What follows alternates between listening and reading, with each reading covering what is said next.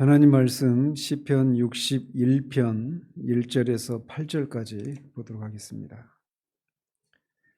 시편 61편 1절에서 8절까지 같이 읽겠습니다. 하나님이여 나의 부르짖음을 들으시며 내 기도에 유의하소서.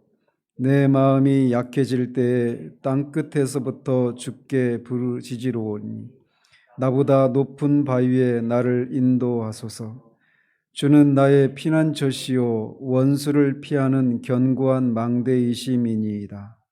내가 영원히 주의 장막에 머물며 내가 주의 날개 아래로 피하리이다.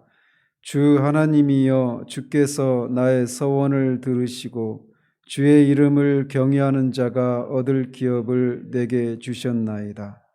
주께서 왕에게 장수하게 하사 그의 나이가 여러 대에 미치게 하시리이다.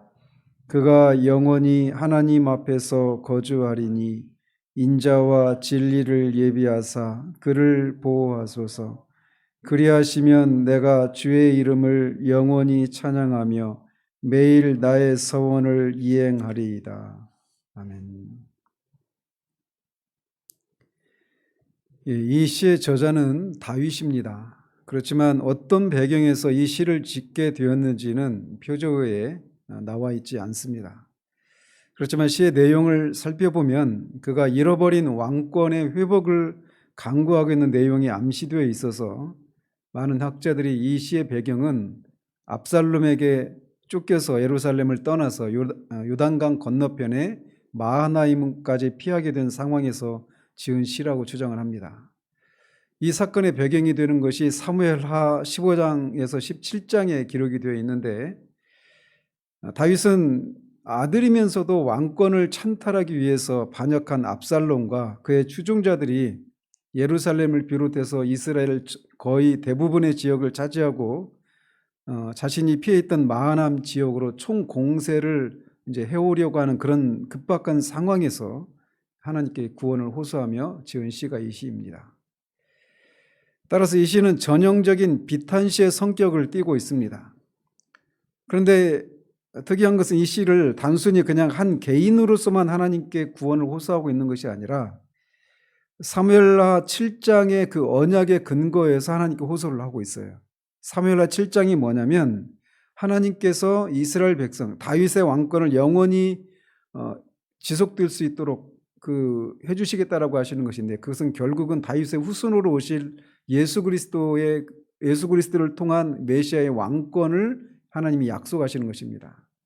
그 언약의 근거에서 자신이 빼앗긴 왕권은 하나님께서 주신 기업이고 또 그 기업을 하나님께서 영원히 보호해 주시고 그 후손들에게 영원토록 물려주시겠다고 하시는 그 약속, 소위 다윗 언약의 근거에서 왕권의 회복을 구하고 있다라고 하는 측면에서 일종의 제왕시라고도 할 수 있습니다. 그래서 이 시는 4절의 그 셀라를 기준으로 전반부와 후반부로 나눌 수 있는데 전반부는 자신을 절대 의뢰하는 자에게 항상 피난처와 견고한 망대가 되시는 하나님의 신실하심의 근거에서 구원을 호소하고 있는 부분이고 또 나머지 부분에서는 시인 자신을 하나님의 왕국 이스라엘의 왕으로 세워주신 하나님의 은총의 근거에서 왕권의 회복과 영원한 보전을 강구하고 그렇게 해주실 때 영원토록 찬양하겠다라는 서원으로 마무리하고 있습니다. 그래서 보시면 하나님이여 나의 부르짖음을 들으시며 내 기도에 유의하소서 이렇게 시작을 합니다. 시인 다윗은 압살롬의 반역에 의해서 요단강 건너편 마하나임까지 쫓긴 급박한 상황에서 하나님께 구원을 호소하고 있습니다.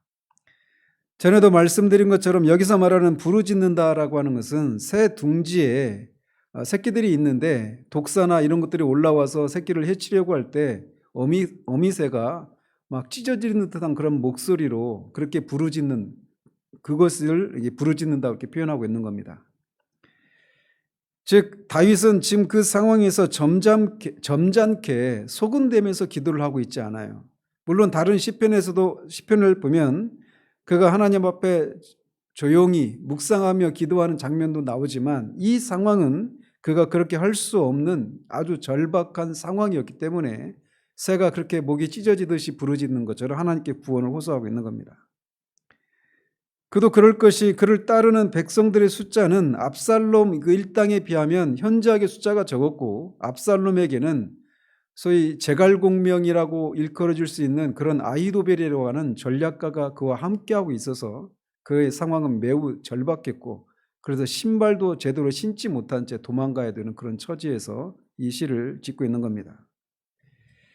그런 상황에서 그가 취한 것은 하나님을 향해 부르짖는 것이었습니다. 이엔 바운지라고 하는 분이 말하듯이 기도의 생명은 응답입니다. 응답을 받는 것을 목표로 하지 않는 기도는 아무 의미가 없습니다.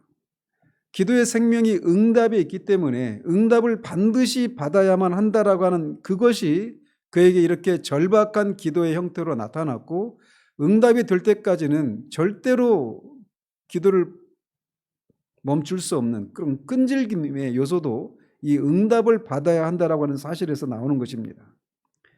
그에게 있어서 기도라고 하는 것은 신앙 행위를 하는 것으로 경건의 의무를 이행했다는 그런 만족을 얻는 차원의 기도가 아니었습니다. 반드시 응답받아야 한다라는 절박감이 부르짖는 기도의 형태로 나타나는 것입니다. 그 1절 후반부에 내 기도에 유의하소서라고 하는 이 말은 앞에서 나의 부르짖음을 들으소서라고 하는 말과 같은 말로서 그가 이렇게 같은 말을 두 번 반복하는 것은 그가 처한 상황이 하나님께서 직접적인 개입하심을 반드시 해주실 것을 절박하게 호소하고 있는 것이라고 할 수 있습니다. 내 마음이 약해질 때 땅 끝에서부터 주께 부르짖으오리니 나보다 높은 바위에 나를 인도하소서. 그는 지금 이 상황을 인해서 마음이 약해져 있는 것을 우리에게 말해주고 있습니다. 우리는 그의 이런 마음 상태를 통해서 무엇을 알 수 있느냐면 그리스도인이란 어떤 환난이 와도 그것에 대해서 어떤 고통을 받지 않고 무감각한 그래서 마오쩌둥이 말하는 것처럼 종교는 인민의 아편이다라고 하는 그런 것이 아니라고 하는 것을 우리에게 말해주고 있습니다. 그리스도는 분명히 환난이 오면 그것 때문에 마음이 물녹듯이 약해지기도 하고 두렵기도 합니다. 그렇지만 그것이 전부가 아니라 그것에 맞서서 믿음의 투쟁을 하는 과정을 통해 하나님께서 그것을 능히 이기는 평안을 주시기 때문에 그 환난이 그를 압도하지 않는 것이죠. 그는 땅끝에서 주께 부르짖는다라고 말을 합니다. 지리적으로는 그 땅끝이 마하나임이지만 그것은 비유적인 표현입니다. 땅끝 다음에는 뭐가 있습니까? 절벽이죠. 즉 그는 마치 다윗이 자신이 처한 그 상황은 땅끝, 즉 더 이상 물러날 곳이 없는 절벽에 서 있는 것 같은 절체절명의 위기 가운데 있음을 이렇게 표현하고 있는 거예요. 그러면서 하나님께 간구하기를 나보다 높은 바위에 자신을 인도해 달라고 부르짖고 있습니다. 이 말은 결국 폭풍우 가운데서도 요동치 않는 바위의 견고함처럼 하나님께서 택한 백성인 자신에게 가장 안전하고 견고한 피난처가 되어주실 것을 간구하고 있는 겁니다. 주는 나의 피난처시요 원수를 피하는 견고한 망대이심이니이다. 이런 위기를 겪고 있는 다윗은 실로 오랜 세월을 하나님이 피난처가 되시고 원수를 피할 견고한 요새와 망대 같은 분이심을 익히 알고 있었습니다. 사울에게 쫓겨다니는 세월을 포함해서 수많은 위기 가운데서 그는 늘 하나님을 찾았고 그때마다 하나님은 신실하게 그의 기도에 응답하시고 그를 그 각종 위기에서 건져주셨습니다. 그런데 지금 다윗은 이미 그런 광야의 생활은 끝이 난 상황이었고 이미 통일 왕국의 왕으로서 통치한 세월도 오래된 시점이었습니다. 이쯤 되면 하나님을 향한 간절함과 열정이 식어지기 마련입니다. 그런데 그런 속에서 그는 그의 인생의 후반부에 맞은 이 일생일대의 위기에서 지난날 하나님께서 자신에게 피난처가 되시고 견고한 망대와 같은 분으로 그 숱한 위기에서 자신을 건져주신 그 하나님을 다시금 상기하고 있는 겁니다. 그에게 있어서 하나님은 단순히 성경 속에 갇혀 계신 그런 하나님이 아니셨기 때문에 그렇습니다. 마치 한국은행에 돈이 우리나라에서 가장 돈이 많이 있다라고 하는 정보를 우리가 알고 있지만 그 사실이 우리 삶에 아무런 도움이 되지 않는 것처럼 하나님이 계시다라고 하는 것을 그가 알지만 그 하나님이 계신 하나님이 자신의 삶에 자신의 위기에 아무런 실제적인 도움이 되지 않는 그런 하나님이 그에게는 아니었던 거예요. 그에게 있어서 하나님은 진짜 피난처였고 견고한 망대여서 그 숱한 위기에서 건져주시고 지금까지 인도하시고 보호하셨던 살아계신 하나님이셨습니다.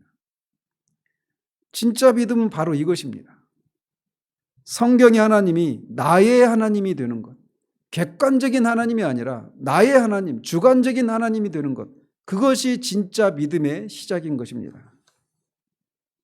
내가 영원히 주의 장막에 머물며 내가 주의 날개 아래로 피하리이다.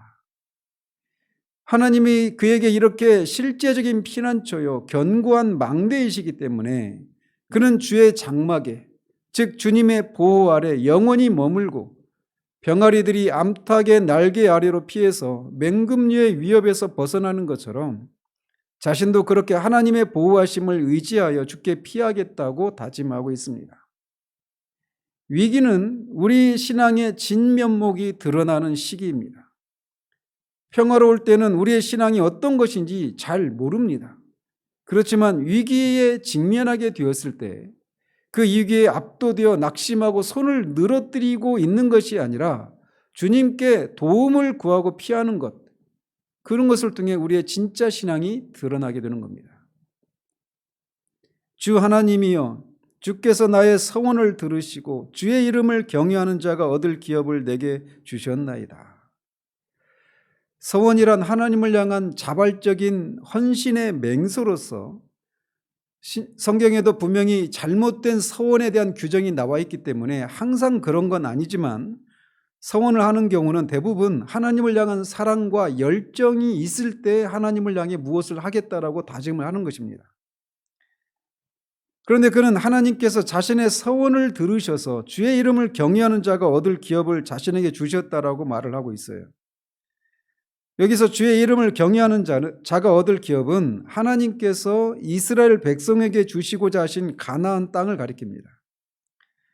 즉 다윗은 가나안 땅을 자신에게 주셨다라고 하는 말을 통해서 하나님께서 자신을 가나안 땅을 다스릴 이스라엘의 왕으로 세우셨다고 고백하고 있는 거예요. 그런데 그 일이 자신이 아직은 왕이 아니었을 때 하나님께 올려드렸던 어떤 서원에 대한 응답으로 그렇게 이스라엘 땅을 다스릴 왕으로 세우셨다고 고백을 하고 있는 겁니다. 그 사실을 지금 하나님께 상기시켜 드리고 있는 거예요. 주께서 왕에게 장수하게 하사 그의 나이가 여러 대에 미치게 하시리이다. 지금까지 그는 자신의 상황을 아뢰고 자신의 상황에서 하나님께서 피난처와 견고한 망대가 되어주시기를 구하는 그런 논조로 시편이 이어지다가 갑자기 보시면 마치 남 이야기하듯이 간구의 내용이 바뀌고 있는 것을 봅니다. 내 이야기가 아니에요. 그는 갑자기 자신을 위한 기도가 아니라 제3자인 왕의 장수와 그의 왕권이 여러 대에 미치게 해달라고 하는 간구를 하고 있습니다. 이는 아마도 그가 사무엘하 7장에서 하나님께서 자신에게 하신 언약을 하나님께 상기시켜 드리면서 그 약속을 따라 자신의 왕권의 회복을 넘어서서 자신의 뒤에 이을 그 후손에게까지 그 왕권이 영원히 지속될 수 있기를 하나님께 간구하고 있는 겁니다. 그리고 이 간구는 궁극적으로는 다윗의 후손으로 오실 예수 그리스도의 왕권이 영원 무궁한 것으로 성취되게 됩니다. 그가 영원히 하나님 앞에서 거주하리니 인자와 진리를 예비하사 그를 보호하소서. 그는 계속해서 그의 왕위를 이을 왕권이 하나님의 은혜로 영원할 것을 간구하면서 무엇보다도 하나님의 인자, 즉 언약적인 사랑인 인자와 진리를 통해서 그를 보호해 주실 것을 구하고 있습니다. 이는 마치 솔로몬이 왕이 되었을 때 하나님께 장수나 부나 또는 원수의 멸망을 구하지 않고 그 나라를 하나님이 주시는 지혜로 공의롭게 통치할 수 있는 지혜를 간구했던 것처럼, 다윗은 자신의 뒤를 이을 자들에게 강한 군사력을 구하는 것이 아니라 하나님의 언약적인 사랑인 인자와 진리를 구해서 그를 보호해 주실 것을 간구하고 있습니다. 왜냐하면 하나님의 언약적인 사랑과 진리면 충분하기 때문에 그렇습니다. 옛날에 어떤 나라의 왕이 사냥을 즐기는 왕이 있었다고 합니다. 그 왕이 어느 날 사냥터에 나가서 사냥을 하는 중에 말에서 떨어져 가지고 큰 부상을 당했는데, 마침 또 주변에 신하들도 없고 그런 고립된 상황에서 그런 부상을 당하는 일이 있었다고 합니다. 그런데 마침 그 산골 깊은 곳에서 살고 있었던 나무꾼이 지나가다가 그 왕을 구해줬답니다. 그래서 치료를 잘 해주고, 그래서 이제 죽지 않고 살아났는데, 그 왕이 그 생명을 구원해 준 것에 대한 그런 보답으로 자기한테 뭘 원하는 걸 뭐든지 해달라고 구하라고 하니까 그 나무꾼이 한 가지만 구했답니다. 왕이시여, 그냥 궁에 돌아가시면 나중에 저희 집에 하룻밤만 묵었다가 가달라고. 그래서 하룻밤은 묵었다 가는데, 왕이 그 깊은 산골을 들어가려면 어떻게 해야 되겠습니까? 길을 닫고 왕이 머물 만한 그런 집이 되어야 되지 않겠어요? 그래서 왕이 하룻밤 묵기만 해달라고 했는데 결국 그것을 통해서 길이 닫히고 집이 바뀌고 하는 이런 일이 있었단 말이에요. 그런 것처럼 다윗은 지금 하나님의 언약적인 사랑인 인자와 자비만 있으면 그 사실은 곧 하나님이 그와 함께 하신다라고 하는 것을 말해주기 때문에, 하나님이면 모든 것을 가지고 있는 것이기 때문에 그는 다른 것이 아니라 바로 이것을 구하고 있는 겁니다. 우리의 기도도 바로 그러해야 돼요. 물론 우리가 직접적인 어떤 위기 가운데서 도움이 되는 어떤 것을 구할 필요가 없다, 구해서는 안 된다, 이걸 말씀드리는 게 아닙니다. 그러나 우리의 기도가 때로는 이렇게 본질적인 것, 근본적인 것, 즉 하나님을 구하는 이 기도가 정말 지혜로운 기도고, 그것을 통해 하나님은 우리가 예상하지 못했던 것들을 우리의 어떤 문제 직접적인 해결뿐만 아니라 그 이상의 것을 해주시는 하나님이심을 우리가 기억할 필요가 있다는 겁니다.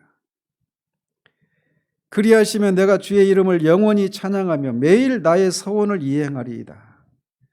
그렇게 하셨을 때 다윗은 영원토록 주님의 이름을 찬양하겠다는 서원을 이행하겠다고 또 다른 서원을 하고 있습니다. 앞에서도 말씀드린 것처럼 잘못된 서원을 하는 경우도 있지만 대부분 서원은 하나님을 향한 사랑과 열정이 뜨거운 경우에 하기 마련입니다. 그러나 말씀드린 것처럼 지금 이 다윗은 땅끝이라고 부르는 그런 절박한 위기 상황 가운데 처해 있습니다. 그리고 그의 인생에 있어서 후반부에 해당되는 거예요. 여러분 한번 생각해 보십시오. 나이가 60대 70대 이렇게 되었을 때 그렇게 신앙생활을 한 50년 60년 해온 사람들에게서 하나님을 향한 어떤 새로운 열정과 어떤 그런 새로운 어떤 결심을 하는 그런 모습을 보기가 쉽지가 않죠. 다윗은 지금 대부분 어떤 열정과 사랑이 있는 사람에게 보이는 그런 서원이라고 하는 것을 하나님께 새롭게 하고 있는 겁니다. 대부분 그렇게 인생의 후반부에 도달하게 되면 매일 반복되는 일상의 그 삶의 그 일상의 독재에 우리가 압도되어서 신앙생활이 이미 그냥 습관적으로 타성에 젖어버린 그런 모습의 신앙이 되기가 쉽습니다. 그리고 많은 실패들을 경험하면서 이미 그 실패에 대한 상처를 받지 않기 위해서 스스로 방어적인 기제를 발휘하면서 신앙생활이 냉소적이 되기 쉽고 타성에 젖어버린 그런 신앙생활이 되기가 쉬워요. 그리고 인생의 후반부이기 때문에 겉사람이 후패한 그런 시기이기 때문에 어떤 새로운 열정을, 그런 결심을 하나님 앞에 품기가 쉽지 않은 것이 일반적인 모습인데 다윗은 그러고 있지 않다라는 겁니다.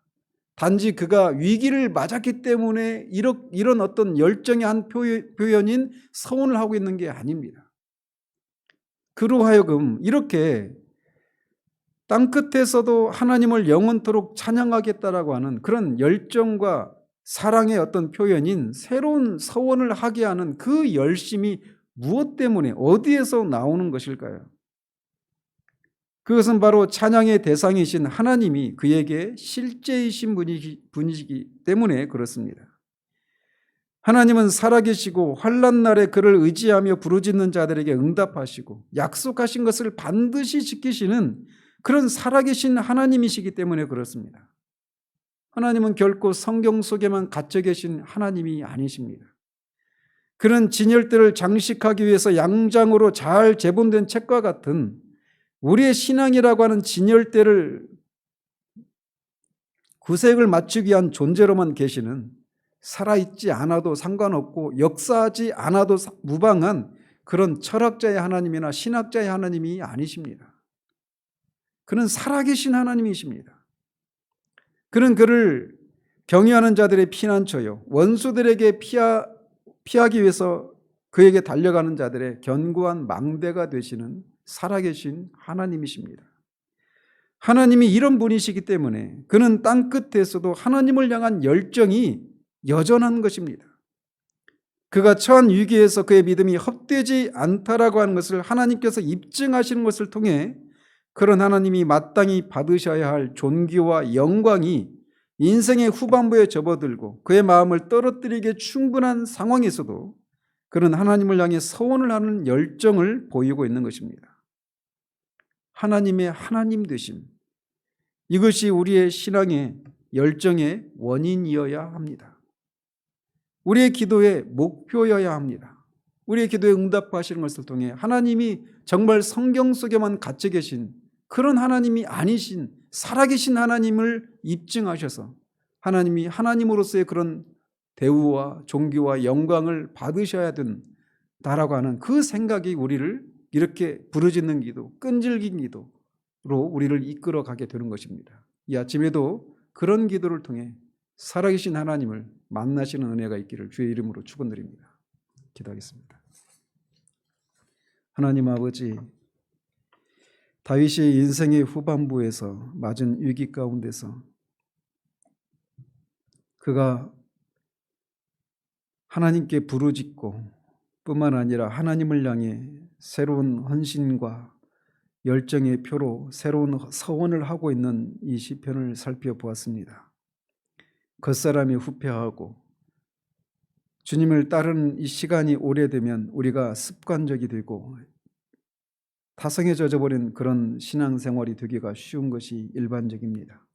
그리고 오랜 동안 응답되지 않는 그런 기도의 경험들이 쌓여가며 우리의 신앙은 냉소적이 되고 상처를 받지 않기 위해 하나님 앞에 어떤 결단도 새로운 다짐도 하지 않는 것이 일반적이지만 그는 그런 상황 가운데서 그런 모습을 보이지 않고 하나님을 향해 부르짖으며 새로운 열정의 표로 하나님을 향한 서원을 올리고 있습니다.